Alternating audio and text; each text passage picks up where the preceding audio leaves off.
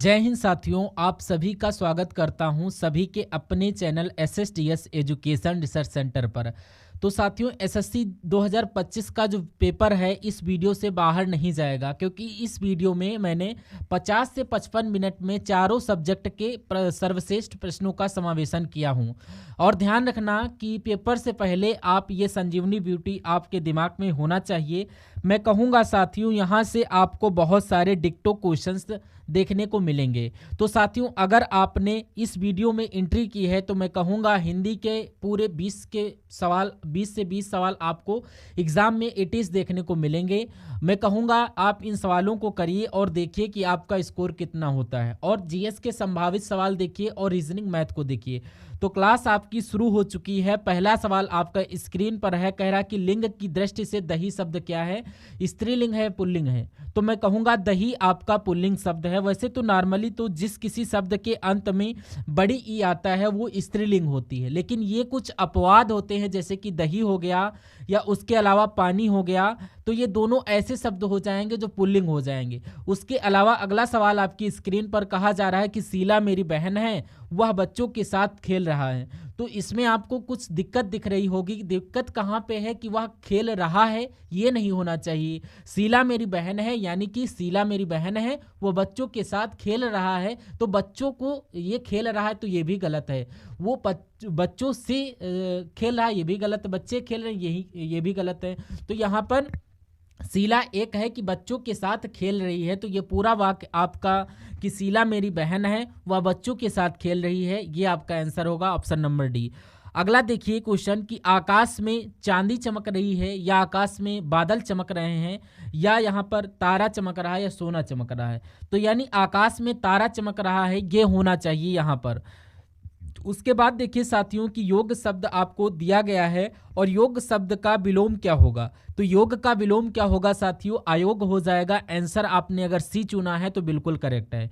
Yes का आप लोग विलोम बता दीजिए कि अगर एस की बात की गई है तो एस की बात होती है आपको अपयस, जिनका आंसर हो जाता है तो आंसर आपका बिल्कुल राइट हो जाता है। अगला देखिए, कह रहा कि सही वर्तनी वाले शब्द का चयन करिए, यानी आपको बताना है कि आखिर मौखिक कैसे लिखा जाता है। अगर मौखिक की बात करें तो मुझे ऐसा लग रहा है जैसे ऑप्शन नंबर ए में लिखा हुआ है ऐसे लिखा जाता है, क्योंकि ये मौखिक लिखा हुआ है और ये मौखिक लिखा हुआ है, तो ये मौखिक लिखा हुआ तो ये भी गलत है। तो जिनका आंसर ऑप्शन नंबर ए के साथ है मैं कहूँगा बिल्कुल करेक्ट है।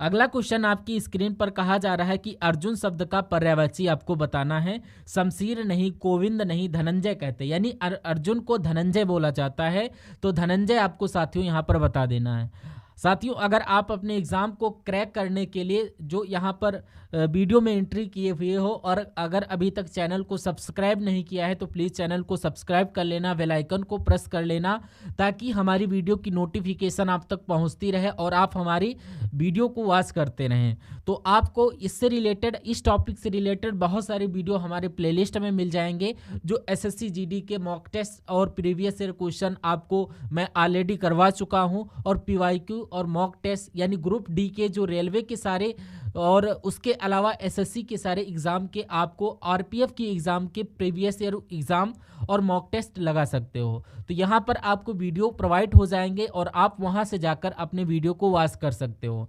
और यहाँ पर जो इस सेशन की बात कर रहे हैं तो ये सेशन बहुत ही रामबाण होने वाला है। अगला क्वेश्चन है, दिए गए वाक्यांश के लिए एक शब्द चुनिए, यानी कि जो जन्म से अंधा हो तो उसको एक शब्द में क्या बोलेंगे, उसको जन्मांध बोलेंगे, यानी कि आंसर अगर ऑप्शन नंबर ए के साथ जा रहा है तो बिल्कुल सही जा रहा है। उसके बाद देखिए कि कुबेर का पर्यायवाची इसमें से आपको बताना है।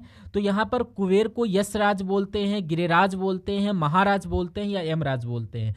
तो मैं कहूँगा यहाँ पर कुबेर का पर्यायवाची यक्षराज हो जाएगा, राइट आंसर ए के साथ। अगला देखिए, यहाँ पर अगर बात करें कि रिक्त स्थान को भरने के लिए सबसे उपयुक्त शब्द का चयन करिए। बूढ़ा आदमी अपने, तो यहाँ पर जवानी, यहाँ पर क्या लिखा हुआ है, बूढ़ा आदमी अपने बुढ़ापे से, ऐसा हो सकता हो, यानी मे भी ऐसा लिखना हो, या फिर हो सकता परेशान हो। मैं अपनी तरफ से बता रहा हूँ, बूढ़ा आदमी अपने जवानी से परेशान है। जवानी से मतलब परेशान क्यों होगा, तो यहाँ पर बूढ़ा आदमी अपने बुढ़ापे से परेशान है, या फिर बचपन से परेशान या प्रशंसा से? तो मैं यहाँ पर कहूँगा कि यहाँ पर सबसे सटीक जवाब ऑप्शन नंबर बी वाला है। अगला सवाल बोला जा रहा है कि अंग अंग ढीला होना, इस मुहावरे का मतलब क्या होता है? इसका मतलब होता है निराश होना नहीं, हार जाना नहीं, दुखी होना नहीं। यहाँ पर होता है अत्यधिक थक जाना। तो जब कोई थक जाता है तो यहाँ पर बताता है कि मेरा तो अंग अंग ढीला हो गया। तो यहाँ पर याद रखिएगा। अब आप लोग चेक करिएगा कि आप लोगों के कितने सवाल यहाँ पर एकदम राइट जा रहे हैं। तो अगर यहाँ पर बात करें कि कह रहा कि कन्या की सपात्रला सुपात्रला की सा दहेज के स्वरूप से तय करना जाने लगा है। तो यहाँ पर आपको दिक्कत लग रही होगी क्या, कि यहाँ पर अगर बात करें कि स्वरूप से तय करने जाने लगे हैं, ये भी सही नहीं लग रहा है। स्वरूप से तय करने जाने लगे हैं, ये भी नहीं। स्वरूप से तय किया जाने लगा है, ये सही लग रहा है। तो यहाँ पर ऑप्शन नंबर आपका जो शुद्ध है वो ऑप्शन नंबर सी वाला वाक्य शुद्ध है। अगला वाक्य देखिए, जो मोक्ष चाहता हो, यानी जो मोक्ष चाहता हो तो उसके लिए एक शब्द क्या होगा साथियों, बताना है मुझे। उसको क्या बोला जाता है? मोक्षालु बोला जाएगा, अमोक्षीसी बोला जाएगा, उसको मुरमुच बोला जाता है। क्या ये बातें आपसे पूछी जाती हैं? उसके बाद अगला सवाल है कि हम जानते हैं कि परिश्रम का फल सदा ही मीठा होता है। तो यहाँ पर आपको बताना है साथियों क्या, कि हम जानते हैं दिए गए वाक्य का वह भाग ज्ञात कीजिए जिसमें कोई त्रुटि है। तो हम जानते हैं कि कोई परिश्रम का फल सदा ही मीठा होता है, और मीठा होती ही यहाँ पर लिखा हुआ है। तो यहाँ पर परिश्रम का फल सही लिखा हुआ है, सदा भी सही लिखा हुआ, मीठा होती है ये गलत है। क्या होना चाहिए? हम जानते हैं कि परिश्रम का फल सदा ही मीठा होता है, यानी कि मीठा है होना चाहिए। तो यहाँ पर होती है, तो कुल मिला के कौन सा आंसर आपका सही होता है? ऑप्शन नंबर सी वाला राइट होता है, और यही आपका बिल्कुल राइट आंसर हो जाता है। अगला देखिए कि रिक्त स्थान को भरने के लिए सबसे उपयुक्त शब्द का चयन करिए। आपसे कहा जा रहा है कि चयन करके आप लोग यहाँ पर बता दीजिए। तो चलिए, यहाँ पर मेरी बस यहाँ पर खाली जगह है, गई थी, यहाँ पर क्या आ जाएगा? गई थी। या मेरी बस सो गई थी, या उड़ गई थी, मर गई थी, या छूट गई थी। तो यहाँ पर साथियों क्या होना चाहिए? मेरी बस छूट गई थी, तो ये होना चाहिए। ये आपका बिल्कुल राइट आंसर हो जाता है। अगला देखिए, कह रहा कि गणतंत्र दिवस की परेड में सैनिक कदम ताले कर रहे हैं। तो यहाँ पर आपको बताना है कि यहाँ पर कहीं प्रॉब्लम देखने को मिल रही होगी, यही आपसे पूछा जा रहा साथियों, कि दिक्कत आपको बताना है कहाँ पर आ रही है। तो चलिए देख लेते हैं। दिक्कत ये है कि इसकी जगह पर क्या आना चाहिए, क्योंकि यहाँ पर भी कुछ ऐसा करके लिखा होगा कि दिए गए वाक्य में रेखांकित खंड को प्रतिस्थापित करने के लिए सबसे उपयुक्त विकल्प का चयन करिए। तो सैनिक कदम तालों कर रहे थे, ये होना चाहिए, नहीं। तो सैनिक कदमों तालों कर रहे होंगे, ये भी गलत है। सैनिक कदमों ताल कर रहे हैं, ये भी गलत है। तो यहाँ पर कदम ताल होना चाहिए, ना कि कदमों ताले होना चाहिए। तो कुल मिला के इस सवाल का जो राइट आंसर हो जाता है ऑप्शन नंबर डी के साथ जाता है।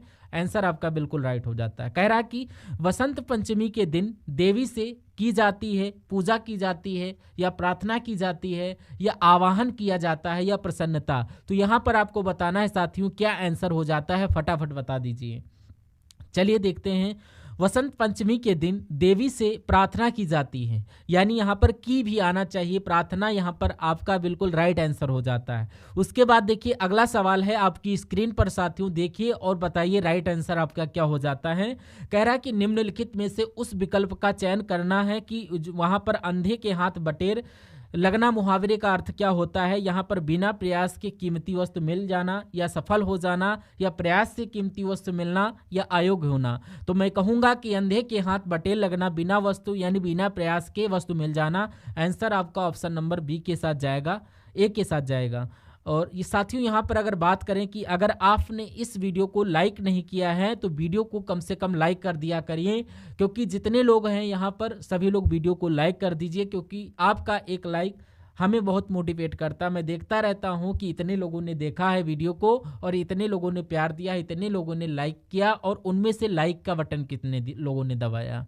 तो लाइक का बटन दबा दीजिए हर वीडियो में, तो ताकि मैं आपके लिए और मेहनत कर सकूं और आपका एक सिलेक्शन पक्का हो सके, क्योंकि मैं चाहता हूं कि हर एक जो है मॉक टेस्ट से आपका सिलेक्शन रुकने ना पाए। मैं उन घरों की बात कर रहा हूं जिन घरों के बच्चे तैयारी कर रहे हैं और जिनको सबसे ज़्यादा नौकरी की ज़रूरत है, क्योंकि आज जो है बेरोजगारी का इतना लेवल बढ़ चुका है कि एक नौकरी लेना एसएससी जीडी में, क्योंकि वैकेंसी इसमें बम्पर एक मतलब 39-40 हज़ार वैकेंसी आती हैं, उसमें से एक सीट पाना इतना आसान हो जाएगा अगर आपको मेहनत करते जाना है। जो आपकी डेली एसएससी जीडी की वीडियो की क्लास है आपको रेगुलर देखना है, है इसमें क्या, इसमें हिंदी है, रीजनिंग आपको करना है, मैथ। इन अगर 3 सब्जेक्ट पर आपने कमांड किया तो मैं दावे के साथ कह सकता हूं कि सिलेक्शन आपका कोई रोक नहीं सकता है। और अगर ऊपर वाला ही चाहे कि इस बच्चे का सिलेक्शन ना हो तो मतलब कि अलग की बात है। और यहाँ पर मेहनत अगर करते हैं तो ऊपर वाला ऐसा क्यों चाहेगा। तो जीएस पढ़िए, जीएस मैं नहीं कहूँगा कि ना पढ़िए, यहाँ पर आपको जीएस में आपको कम से कम 12 से 13 अगर स्कोर करते हो तो आपका बहुत अच्छा बात है। मतलब कि अब अगला नेक्स्ट नंबर का क्वेश्चन है, कह रहा है कि सही वर्तनी वाले शब्द का चयन करना है।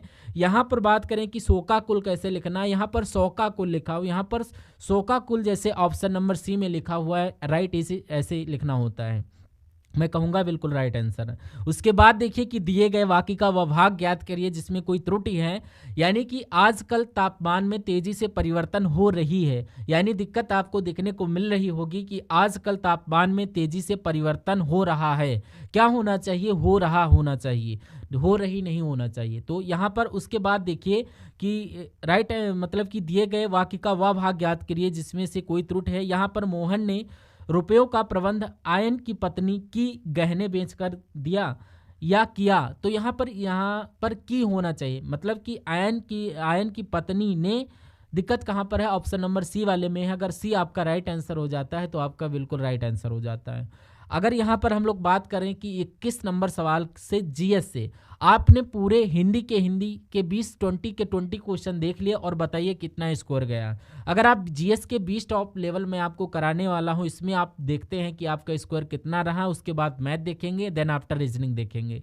तो चलिए यहाँ पर 326 ईसा पूर्व में सिकंदर और राजा पोरस के बीच युद्ध किस नदी के किनारे पर लड़ा गया था।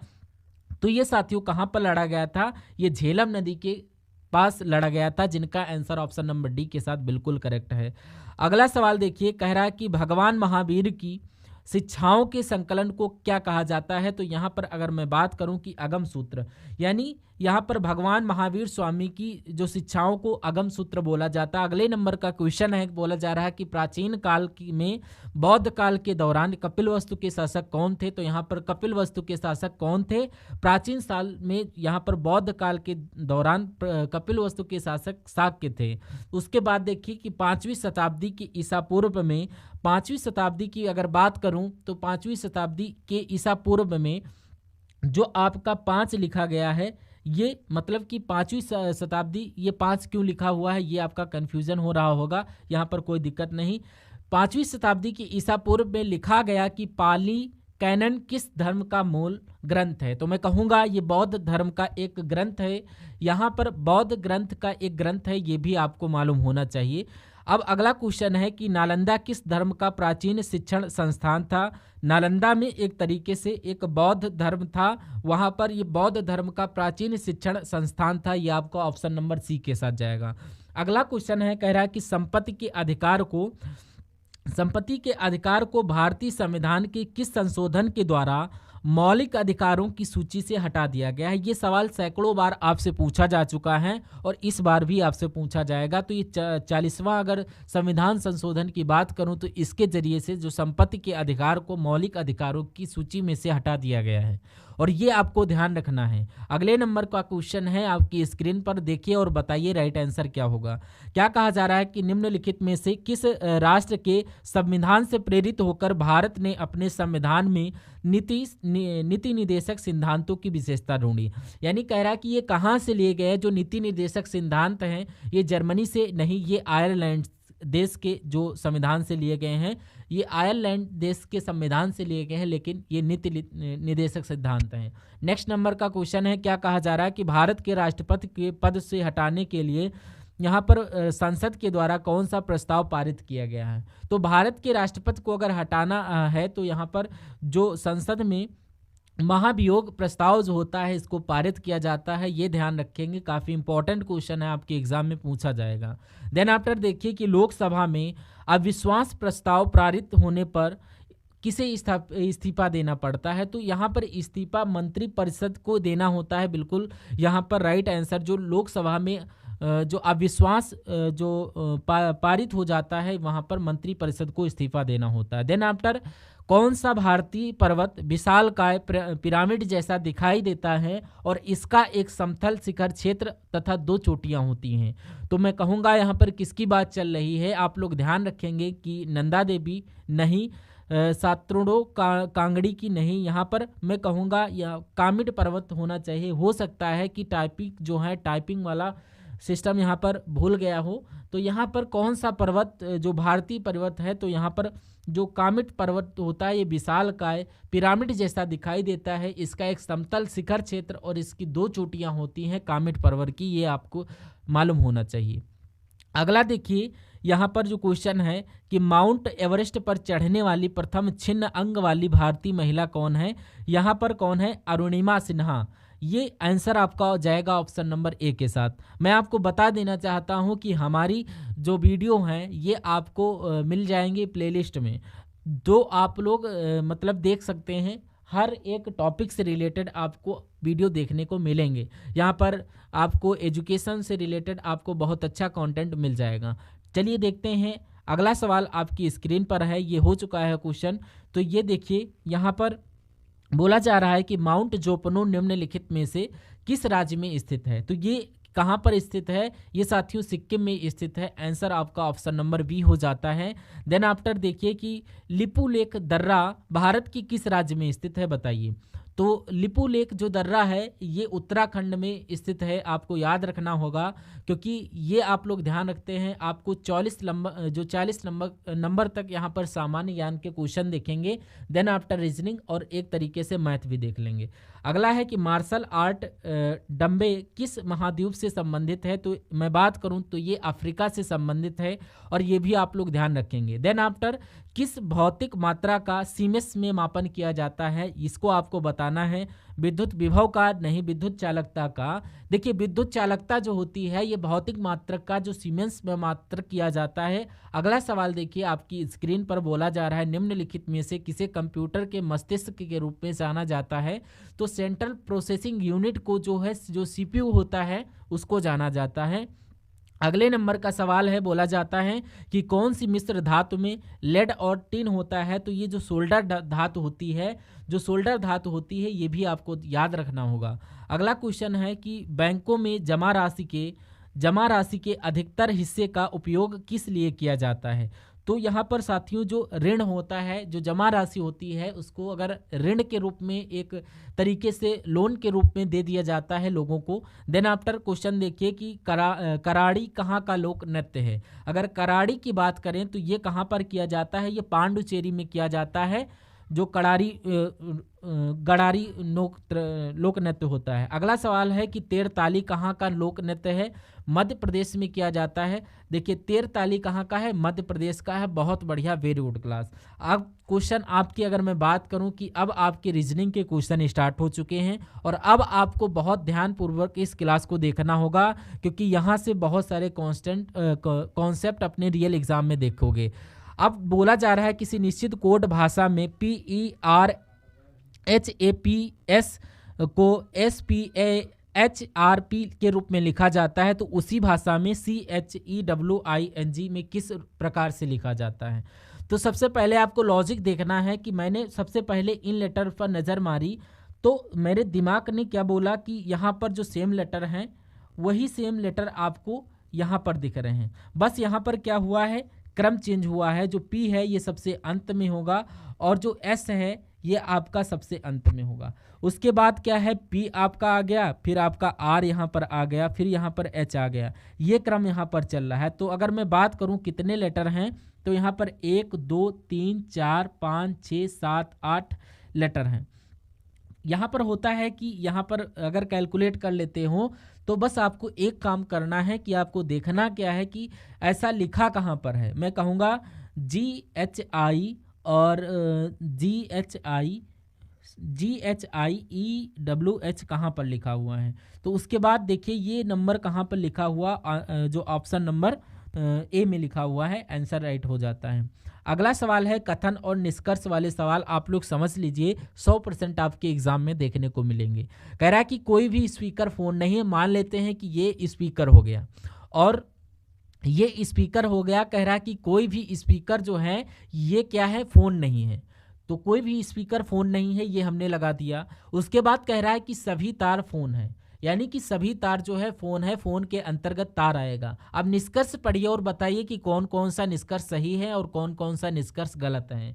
कह रहा है कि कुछ फ़ोन तार हैं, यानी कि कुछ फ़ोन तार हैं, तो मान लीजिए इतने फ़ोन तार हैं, बिल्कुल सही है। और कोई भी तार स्पीकर नहीं है, तो यहाँ पर कोई भी तार मतलब कोई भी स्पीकर जब फ़ोन नहीं है तो जाहिर सी बात है कि कोई फ़ोन स्पीकर नहीं होगा, और फ़ोन के अंदर तार आ रहा है तो जाहिर सी भी बात है कि कोई तार स्पीकर भी नहीं होगा। तो यही बात की गई है, बिल्कुल भी राइट आंसर हो जाता है। कोई भी फ़ोन स्पीकर नहीं है और कोई फ़ोन स्पीकर नहीं है, तो यहाँ पर सभी के सभी निष्कर्ष बिल्कुल राइट हो जाते हैं। ऐसे कहाँ पर लिखा हुआ, ऑप्शन नंबर डी में लिखा हुआ, तो ये आपका बिल्कुल करेक्ट आंसर हो जाता है। उसके बाद देखिए अगला सवाल आपकी स्क्रीन पर बोला जा रहा है, नंबर सीरीज वाला सवाल। कह रहा है कि 4 है, 16 है, 64 है और उसके बाद 256 है। फिर आपसे पूछा जा रहा है उसके बाद अगला नंबर क्या आएगा। साथियों, इस टाइप का जो सवाल मैं आपको करवा रहा हूँ, ये समझ लीजिए कि 100% आपके एग्ज़ाम में पूछे ही पूछे जाते हैं। इसमें कोई दो राय नहीं है कि ये सवाल पूछे जाएंगे या नहीं पूछे जाएंगे। ये सवाल, ये कॉन्सेप्ट हर बार आपके एग्ज़ाम में आते हैं। तो चलिए यहाँ पर 4, 16, 64 और 256 जो है उसके बाद आपको बताना है क्या होगा। देखिए मेरे पास जो मेरी नॉलेज है, मेरी नॉलेज ये कह रही है कि 4 से गुणा अगर 4 की कर देते हैं तो 16 बन जाता है, और 64 की गुणा अगर 16 से कर दे तो 64 बन जाएगा, और 64 की गुणा अगर 4 से करते हैं तो यहाँ पर 256 बनता है। क्या 4 चक्कू 16, 16 गया, 6 चौक 24, यानी एक मिलकर 25 हो जाएगा। तो अगर 256 की गुणा हम 4 से करवाते हैं तो कितना आ जाता है, तो अगर 6 चौक 24 हो जाता है, 6 पंचे 4 पंचे कितना हो जाएगा, 20 हो जाएगा, और 2 22 हो जाएगा, 4 दूनी 8 और 2 10, यानी यहाँ पर मेरे हिसाब से जो आना चाहिए 1024। तो आपको देखना है कि 1024 ऑप्शन में है, तो मैं बिल्कुल सही हूँ और आप भी बिल्कुल सही हैं। 1024 ऑप्शन नंबर डी वाले में उपलब्ध है, तो ये हमारा बिल्कुल राइट आंसर हो जाता है। अगला देखिए कि 4 अक्षर समूह दिए गए हैं, जिनमें से 3 किसी तरीके से समान यानी संगत है और एक असंगत यानी एक अलग है। तो मतलब कहने का ये है कि 3 ऐसे ऑप्शन होंगे जिसमें सेम लॉजिक लगा होगा, और एक अलग लॉजिक वाला ऑप्शन होगा, और उसी लॉजिक को आपको छांट कर बताना होगा। अब कैसे चेंज करेंगे, आप इनको ऐसे नहीं समझ पाएंगे। आप इनकी प्लेस वैल्यू लिखिए। जो टी होता है ये 20 पर होता है, वाई आपका 25 पर होता है, डी 4 पर होता है। उसी प्रकार आर जो होता है 18 पर होता है, और बी जो होता है 22 पर होता है, बी आपका 2 पर होता है, और एन 14, एस 19 और एक्स 24, और जी आपका हो जाता है 7 पर, एल होता है 12 पर, और क्यू होता है 17 पर। तो यहाँ पर 4 पर बढ़ाया गया है, और यहाँ पर अगर बात करें 5 बढ़ाया गया है, और यहाँ पर भी 5 बढ़ाया गया है। तो इसमें और इसमें मतलब कि इसमें 5 बढ़ाया गया है और यहाँ पर 4 बढ़ाया गया है। तो मैं कहूँगा सबसे अलग कौन सा है, ऑप्शन नंबर बी वाला है, और यही आपका आंसर हो जाता है। अब यहाँ पर अगर बात करें कि 12 से 17 हुआ है, 5 बढ़ा है, 19 से 24 बढ़ा है, 5 बढ़ा है। अब 22 से ये 2 कैसे हो गया, ये 22 आता है वी पर, मतलब 22 आता है वी पर। उसके बाद क्या आ जाएगा 23 और 24, उसके बाद 25, उसके बाद 26, और 26 पर जेड आ जाता है। उसके बाद ए आ जाएगा, उसके बाद बी आ जाएगा, उसके बाद ये कितना बढ़ा हुआ है आपका, ये आपका 1 2 3 4 5 6, मतलब कहने का ये है कि यहाँ पर 6 बढ़ रहा है, तो इसीलिए ये सबसे अलग लॉजिक हो जाता है। और ये यहाँ पर 5 बढ़ा है, 25 के बाद 26, यानी एक। खैर अगला सवाल देखते हैं, आपकी स्क्रीन पर है। बोला जा रहा है क्या कि यहाँ पर एक अलग अलग पंक्तियों में एक के बाद एक क्रम में बैठे हुए हैं। यहाँ पर पंकज अल्पेज से ठीक आगे बैठा हुआ है, और यहाँ पर अगर इस सवाल की बात करें तो यहाँ पर 6 लोग की बात की गई है, और यहाँ पर 6 लोग का हम स्पेस बना लेते हैं। कितना बना लेते हैं, यहाँ पर बिठाते हैं सबको 1 2 3 4 5 6। अब बोला क्या जा रहा है कि यहाँ पर हम 6 लोगों को दर्शा लिए। बोला जा रहा है कि पंकज जो है ये अल्पेश से, अगर बात करें कि अल्पेश यहाँ पर अगर हम बनाएं, आप कहीं पर बना ले अल्पेश को, तो अगर हम यहाँ पर बनाते हैं अल्पेश से आगे वाली पंक्ति में बैठा है, मान लीजिए कि आगे हम बनाते हैं इस क्रम में बढ़ाते हैं, तो पंकज कहाँ पर बैठेगा, तो पंकज यहाँ पर बैठेगा, क्योंकि कहा गया कि पंकज अल्पेश से ठीक आगे वाली पंक्ति में बैठा है। उसके बाद कि जो दिनेश है ये अंतिम पंक्ति में बैठा हुआ है, यानी कि अल्पेश वाली पंक्ति से पहले 4 पंक्तियां हैं, और अल्पेश से आगे 4 पंक्तियां, कहने का मतलब ये है कि 4 लोग बैठे हैं। तो 1 2 3 यहाँ पर 3 लोग बैठे हैं। अब एक काम करिए कि 3 आप यहाँ पर बढ़ा लीजिए और 1 को यहाँ पर कट कर लीजिए। तो 6 लोग हैं यहाँ पर, 1 2 3 4 5 6 लोग हो गए। और कहा जा रहा है कि अल्पेश से आगे वाली पंक्ति में अल्पेश बैठा हुआ है और अल्पेश के आगे 4 पंक्तियां हैं, 1 2 3 4। आई होप सब क्लियर है। तो अब यहाँ पर अल्पेश वाला तो हो गया। अब बोला जा रहा है कि श्री कुमार जो है नीरज के बाद अल्पेश वाली पंक्ति में बैठा हुआ। तो अगर बात करें कि श्री कुमार को कहाँ पर बैठाएं, अब यहाँ पर श्री कुमार कहने का मतलब ये है कि श्री कुमार जो है ये नीरज के ठीक बाद वाली पंक्ति में बैठा हुआ है और नीरज कहीं यहाँ पर होगा और उसके बाद श्री कुमार होगा। तो यहाँ पर कहा गया कि पहले यहाँ पर क्या बढ़ाया गया है, तो बाद में अगर बताएं तो इस तरफ जो पंकज के बाद अल्पेश है, ऐसे करके फॉर एग्जाम्पल आपको बता दिया। तो अगर साथियों नीरज कुमार को ले लीजिए, यहाँ पर बिठा देते हैं, तो जाहिर सी बात है श्री कुमार यहाँ पर बैठेंगे। यानी कि मनिंदर पहली पंक्ति में नहीं बैठा है, तो पहली पंक्ति में मनिंदर नहीं बैठा है, तो मनिंदर कहाँ पर बैठेगा, यहाँ पर आ जाएगा। और एक बात यहाँ पर कही गई कि दिनेश क्या हुआ, दिनेश अंतिम पंक्ति में बैठा है, तो दिनेश यहाँ पर बैठ जाएगा। तो कौन कौन से लोग, यानी 6 लोग थे, तो 6 लोगों को मैंने बैठा दिया। तो मनिंदर के बाएं यानी बाद वाली पंक्ति में कौन बैठा हुआ है, तो यहाँ पर पंकज बैठा हुआ है मनिंदर के बाद वाली पंक्ति में। तो पंकज आपका राइट आंसर हो जाता है। तो अगर ये कहता कि मनिंदर की अगर बात ये हो गया, तो अगर कहा गया है कि मनिंदर के आगे कौन बैठा है, तो यहाँ पर श्री कुमार आप बताते। तो अगला सवाल आपकी स्क्रीन पर है और देखिए सवाल को, बताइए राइट आंसर क्या होता है। कह रहा है कि साथियों एक नंबर सीरीज वाला सवाल है, 13 है, 29 है और उसके बाद 62 है और उसके बाद 129 है और देन आफ्टर 234 है। तो आपको बताना है कि अगला नंबर क्या होगा यहाँ पर। अब यहाँ पर 13 से 29 हुआ है, मतलब कि 13 की गुणा अगर 2 से कर देते हैं तो 13 दूना 2 हो जाता है 226 और 29 की गुणा अगर 2 से करवाते हैं तो यहाँ पर कितना हो जाएगा, 58 हो जाएगा। और 58 में अगर 4 जोड़ देते हैं तो यहाँ पर 62 हो जाता है। अब 62 की गुणा किससे करें साथियों, तो अगर 2 से कर देते हैं तो 124 हो जाता है और 124 में हमें 5 जोड़ना पड़ेगा 129 बनाने के लिए। और कुल मिला के मेरा हिसाब 2 से अगर करें तो यहाँ पर जो हो जाता है 3 जोड़ा और 4 जोड़ा 5 जोड़ा है। तो जाहिर सी बात है यहाँ पर अगर 6 जोड़ेंगे और इसकी गुणा अगर 7 से करा दें तो 264 की गुणा अगर हम 2 से करते हैं तो यहाँ पर 8 आ गया, 12 आ गया और यहाँ पर इसमें 7 जोड़ देते हैं तो कितना आ जाएगा, 535 आ जाएगा। क्या 535 कहीं ऑप्शन में है, तो बिल्कुल ऑप्शन में है, ऑप्शन नंबर ए में है। तो जिनका आंसर मेरे आंसर से पहले आया है मैं कहूँगा उन सभी का आंसर बिल्कुल करेक्ट हो जाता है। उसके बाद देखिए नेक्स्ट नंबर का क्वेश्चन आपकी स्क्रीन पर है, उस सवाल को देखिए और बता दीजिए आंसर आपका क्या होगा।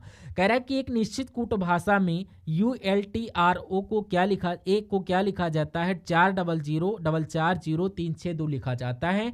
तो आपको बताना है कि FUMNG को क्या लिखा जाएगा। तो आपको यहाँ पर लॉजिक ये पता करना है कि U से 4 कैसे लिखा गया। ऐसा तो नहीं कि 1 2 3 4 5 ये 5 लेटर हैं तो 1 2 3 4 5 6, ऐसा तो नहीं कि U 21 पर आता है, L 12 पर आता है, T 20 पर आता है और R 18 पर आता है, A 1 पर आता है।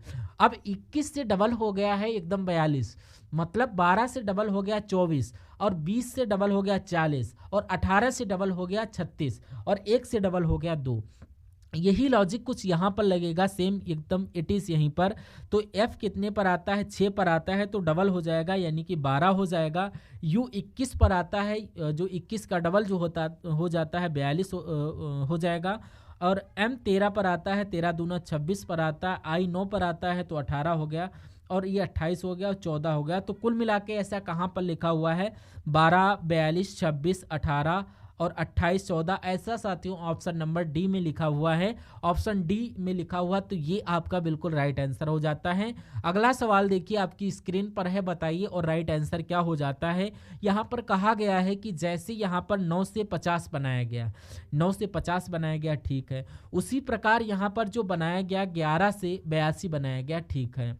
और आपको ये बताना है कि 14 से साथियों यहाँ पर क्या नंबर बनाया जा सकता है, ये बताना है। अब यहाँ पर आप सोचोगे कि 9 से 50 कैसे बनाया गया, 11 से 82 कैसे बनाया गया। अगर हम बात करें कि साथियों 9 से, वैसे नॉर्मली अगर बात करें 9 पचे 45 5 जोड़ देंगे, 11 पचे 55 5 नहीं जोड़ेंगे। अब दूसरी अगर ट्रिक की बात करें कि इसमें से अगर मान लीजिए 2 घटा दें, 9 में से 2 घटाते हैं तो 7 आता है और 7 का स्क्वायर होता है 49। अब इसमें हम 1 जोड़ देते हैं तो हमें साथियों 50 मिल जाता है। और उसी प्रकार इसमें अगर 2 घटा दें, क्योंकि हमें लग रहा है कि 2 घटाने पर ये 9 का स्क्वायर के आसपास हो जाता है, तो उसी प्रकार 9 में से जब 2 घटाते हैं तो ये 7 के स्क्वायर के आसपास हो जाता है। तो 2 घटाया 9 आया, 9 का स्क्वायर किया 81 आया, 81 में 1 जोड़ दिया तो 82 आ गया। तो उसी प्रकार यहाँ पर करेंगे, 2 घटाएंगे तो 12 आ जाएगा, 12 का स्क्वायर क्या होता है 144 होता है, और यहाँ पर प्लस 1 कर देंगे तो 145 आएगा। तो क्या 145 आपके ऑप्शन में है? तो बिल्कुल ऑप्शन नंबर ए में है, ये आपका बिल्कुल राइट आंसर हो जाता है। अगला सवाल आपकी स्क्रीन पर है, बोला जा रहा है कि अंग्रेजी शब्दकोश के वर्णानुक्रम को दर्शाया गया। इस प्रकार का सवाल आपसे एक जरूर पूछा जाएगा, जो आपके पेपर हो चुके हैं 5 सालों में, 4 सालों में, जितनी बार जो साथियों पेपर हुए हैं। और मैं जो कहता हूँ कि तकरीबन सभी शिफ्ट का तो नहीं, लेकिन आधी शिफ्ट का सभी का एनालिसिस कर दिया। जैसे कि ये 5 सालों की जितनी शिफ्ट हुई हैं तो आधी शिफ्ट का मैंने एनालिसिस करवाया है, और हिंदी का कर लिया, और रीजनिंग का कर लिया, मैथ का कर लिया, थोड़ा बहुत जीएस का भी किया है। तो यहाँ पर उसी के आधार पर ये आपका पूरा एक्सपेक्टेड मॉडल पेपर बनाया जाता है, क्योंकि इसमें प्रीवियस ईयर क्वेश्चन भी आपका कोरिलेट करता है आपके आने वाले पेपर को, कैसे सवाल आएंगे, किस प्रकार का लेवल होगा, ये बहुत रिलेट करता है प्रीवियस ईयर क्वेश्चन पेपर से। तो चलिए यहाँ पर अब बात करते हैं कि इस सवाल को, क्योंकि मैंने देखा है कि हर एक शिफ्ट में इस टाइप का सवाल है, 90% देखा गया कि इस टाइप का सवाल हर एक शिफ्ट में है। तो अगला सवाल देखिए कि अंग्रेजी शब्दकोश में जो वर्ण हैं उनके अनुसार आपको लिखना है। चलिए लिख देते हैं, क्या प्रॉब्लम है। देखिए HI लिखा हुआ है, ओ लिखा हुआ, तो देखिए पहले क्या लिखा हुआ, ये नहीं आएगा। HI लिखा हुआ है तो HIT लिखा हुआ है, HIR लिखा हुआ है तो HIR, मतलब कि यहाँ पर HIT कैसे आएगा, तो ये कैसे आएगा, तो मैं कहूँगा कि ये जो है HIR, तो ये आपका 4 आ जाएगा, उसके बाद आपका 3 आ जाएगा, देन आफ्टर आपका 12 आ जाएगा। तो 43 12 आपका कहाँ पर लिखा हुआ है, 43 12 21 आप यहाँ भी नहीं है, तो ये आपका ये 2 घटा दीजिए, ये कैसे टाइप हुआ, तो 43 12 आपका ऑप्शन नंबर बी में लिखा हुआ है, ये बिल्कुल आपका राइट जवाब हो जाता है। अब यहाँ पर अगर बात करें कि वर्गों के उस समुच्चय का चयन कीजिए जिनके बीच के संबंध को निम्न वेन आरेख के द्वारा सर्वोत्तम रूप से दर्शाया गया, यानी कि महिलाएं, ड्राइवर, आर्किटेक्ट, मतलब इसमें एक ऐसा ऑप्शन होगा जो सबसे अलग होगा, यानी इस वाली ग्रुप का इससे कोई संबंध नहीं, इस वाली ग्रुप का इससे कोई संबंध नहीं। तो यहाँ पर ड्राइवर महिलाएं भी हो सकती हैं, तो ये नहीं हो सकता है। डॉक्टर, करदाता, नर्स, अगर बात कर दें साथियों, जो हो सकता कि कुछ डॉक्टर जो करदाता हूँ, ये भी नहीं होगा। अब प्रिंटर, टीवी, वॉशिंग मशीन, ये बिल्कुल अलग हो जाएगा, क्योंकि वॉशिंग मशीन टीवी नहीं हो सकती और टीवी प्रिंटर नहीं हो सकता। जब इसका वेन आरेख बनाओगे तो इस टाइप से बनेगा जैसे आपका यहाँ पर बना हुआ है, जिनका आंसर ऑप्शन नंबर सी होता है, बिल्कुल करेक्ट है। उसके बाद देखिए अगला सवाल आपकी स्क्रीन पर है, इस सवाल को देखिए और बताइए राइट आंसर क्या होता है। बहुत अच्छे से देखना है इस सवाल को। क्या कहा जा रहा है, बोला जा रहा है कि यहाँ पर मालती विवेक की पत्नी के ससुर की बेटी है। बहुत अच्छे से देखिएगा कि मालती की यहाँ पर बात की जा रही है। मान लीजिए कि मालती यहाँ पर मैंने बनाया, और मालती जो है ये विवेक की पत्नी, यानी कि विवेक की पत्नी के ससुर की बेटी है। मान लीजिए विवेक आपका ये हो गया। अब विवेक की पत्नी कौन हो गई, विवेक की पत्नी यहाँ पर मान लीजिए बना लेते हैं। अब विवेक की पत्नी के ससुर कौन होंगे, यहाँ पर जाहिर सी बात है, यहाँ पर विवेक के पिता जो होंगे वो क्या होंगे, जो बेटी होगी ये होगी मालती। कहने का मतलब ये पिताजी हैं, पिताजी का बेटा है विवेक और इनकी बेटी है मालती, यानी कि ये दोनों आपस में भाई बहन हो गए, ये आपकी विवेक की पत्नी हो गई। इस लाइन का ये मतलब हो जाता है। अब उसके बाद कहा गया कि अर्पित नीतू का पोता है जो दयाल की पत्नी है, जो दयाल की पत्नी है, ठीक है, अर्पित नीतू का पोता है। अब यहाँ पर हमको देखना क्या है कि अर्पित, इसको छोड़ दो क्योंकि यहाँ पर कोई रिलेशन नहीं मिल पा रहा है कि विवेक दयाल का एकलौता बेटा, यानी दयाल आपका ये हो गया, मतलब विवेक के पिताजी दयाल हैं। अब यहाँ से हो सकता है कि अर्पित नीतू का पोता है, तो नीतू का पोता जो है ये दयाल की पत्नी है, तो दयाल की पत्नी है तो नीतू जो हो जाती हैं, जो यहाँ पर इनको बना लो दयाल की पत्नी को, अब दयाल की पत्नी नीतू हो गई। अब अर्पित नीतू का पोता है, यानी नीतू का एक तरीके से क्या है, पोता है। तो मैं कहूँगा साथियों कि इन दोनों का बेटा कौन होगा, अर्पित होगा। अब इन दोनों का बेटा अर्पित हो गया, तो अर्पित नीतू का पोता हो गया। अब दयाल की पत्नी जो है, अब ये तो कोई दिक्कत नहीं, ये सही हो गया। अब विवेक दयाल का इकलौता बेटा, यानी जो विवेक है ये दयाल का इकलौता बेटा है। तो सुमिता मालती की बहन है, जो सुस्मिता है ये मालती की बहन है। तो मालती की एक बहन है जो सुस्मिता जिनका नाम है। तो यहाँ पर उसके बाद बोला जा रहा है कि विवेक की पत्नी का अर्पित से क्या संबंध है। तो विवेक की पत्नी यानी कि विवेक की पत्नी ये हो गई, तो अर्पित को अपना बेटा ही कहेंगी। तो यहाँ पर अपनी अर्पित को अपना बेटा कहेंगी। अब लेकिन अर्पित क्या कहेगा जो है विवेक की पत्नी को, तो यहाँ पर पिताजी और विवेक की पत्नी को बोलेगा माताजी। तो माताजी कहाँ पर लिखा हुआ, ऑप्शन नंबर बी लिखा हुआ। तो ऐसे ही होगा साथियों ये सवाल। और मैं कहूँगा अगर आपके सवाल क्वेश्चन पेपर पूछा जाता तो इससे कठिन क्वेश्चन नहीं पूछा जाएगा, और पूछा जाएगा तो इससे आसान या उससे इसी के लेवल से पूछा जाएगा। तो यहाँ पर उस लेवल से आपको प्रिपरेशन करवाता हूँ जिससे आप हर टाइप के क्वेश्चन को कर पाओ। तो यहाँ पर अगला सवाल है, जिस तरह से अटलांटिक का संबंध महासागर से है उसी तरह पनामा का संबंध किससे होगा, बताना है आपको। तो परिवहन से, नहर से, भाषा से या महाद्वीप से। तो अगर बात करते हैं कि अटलांटिक क्या है, अटलांटिक एक महासागर है। क्या है, अटलांटिक एक महासागर है, आपने सुना होगा। और उसी प्रकार आपने सुना होगा पनामा नहर का नाम। तो जैसे अटलांटिक एक महासागर है, उसी पनामा एक नहर है, जो कि एक परिवहन थोड़ी ना है और महाद्वीप भी नहीं है, भाषा भी नहीं। तो आंसर आपका अगर ऑप्शन नंबर बी के साथ है तो मैं कहूँगा बिल्कुल राइट आंसर हो जाता है। उसके बाद देखिए अगला सवाल है आपकी स्क्रीन पर है, इस सवाल को देखिए और इस सवाल का जवाब आप लोग कमेंट में बताने की कोशिश करिएगा ताकि आपको इसका जो है आंसर मिले। तो आज की वीडियो को यहीं पर रुकते हैं, मिलते हैं और नए टॉपिक को लेकर, क्योंकि वीडियो की लेंथ लंबी हो जाती है तो अपलोडिंग में दिक्कत लेने लगता है। तो आई होप आपको सेशन कंप्लीट समझ में आया होगा। Thank you for watching video.